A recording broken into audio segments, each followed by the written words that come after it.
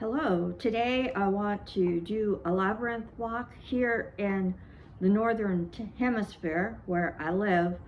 Um, it is winter time.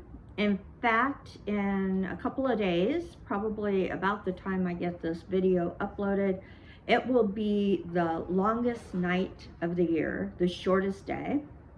It is actually the night that I gave birth to my oldest child, and it definitely was the longest night of the year. But it's the night that we have the least amount of light, the day that we have the least amount of light here in the northern hemisphere, and it is winter time.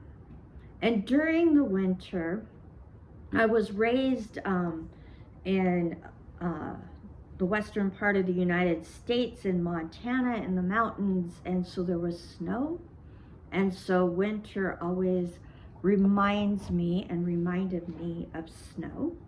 That's why this winter labyrinth that I created has the snow scenes and the snowflakes. Where I live now during winter time, I'm on the coast, so we don't get snow as often here.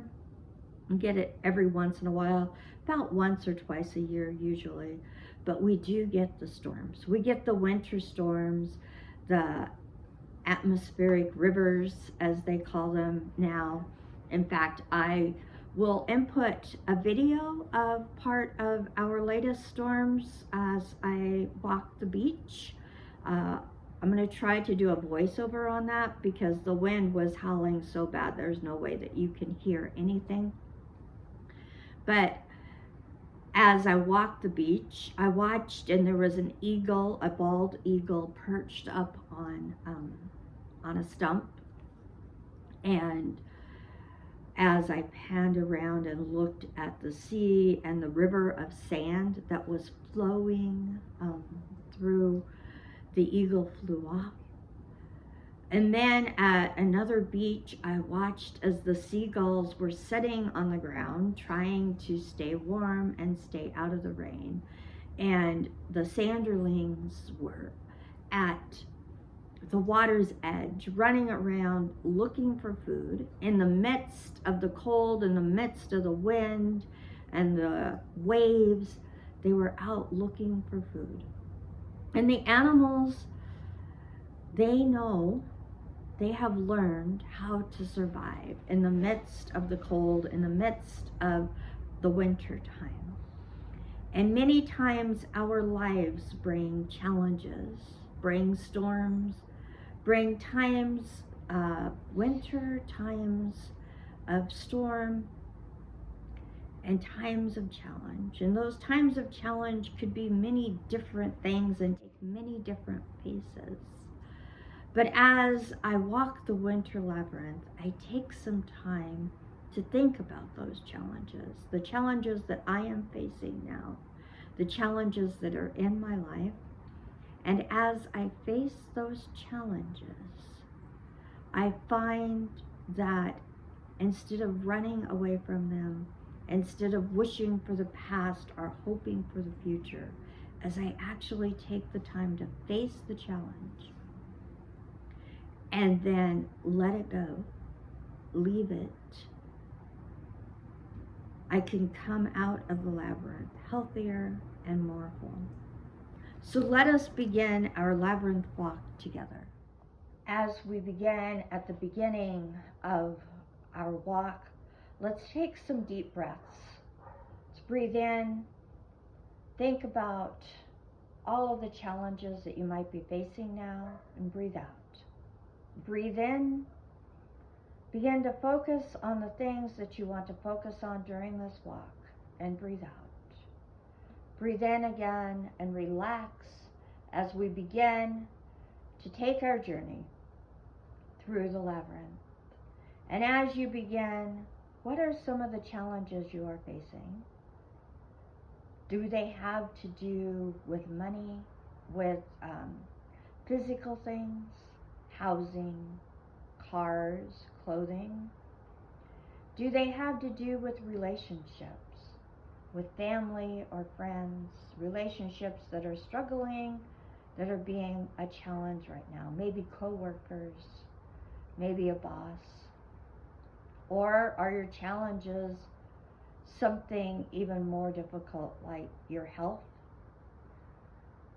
or the health of a family member?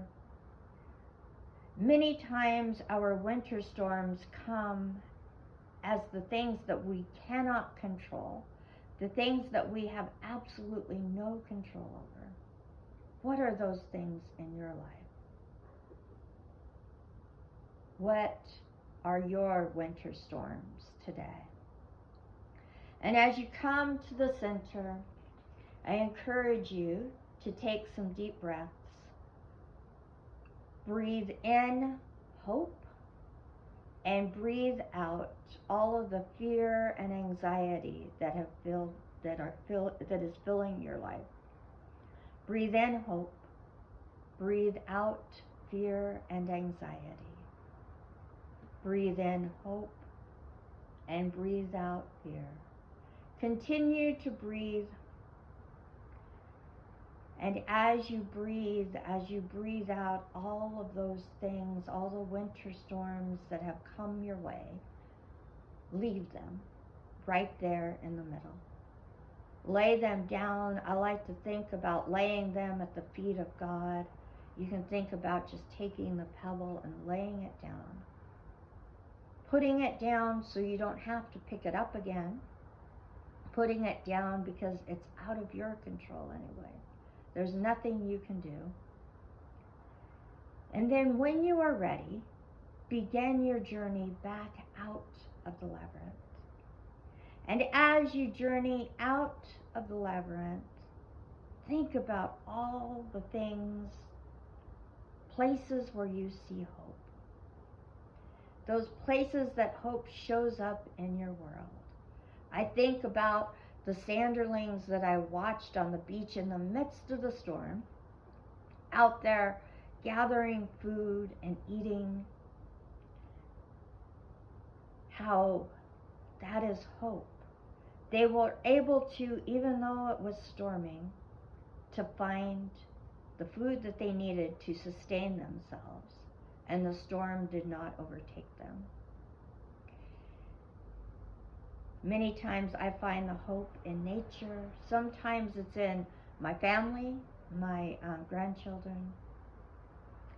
And sometimes hope just comes in the knowing that once I come through this storm, this trial that I am in, I will be stronger. I will have a better perspective on life, and I will be able to understand somebody else's struggles in a better way. And as you leave the labyrinth, I encourage you to take the time to go out into your world, to show that hope that you have to others. In the midst of the storms of life that are all around you, take the hope that you have been given and share it with all those that you come in contact with.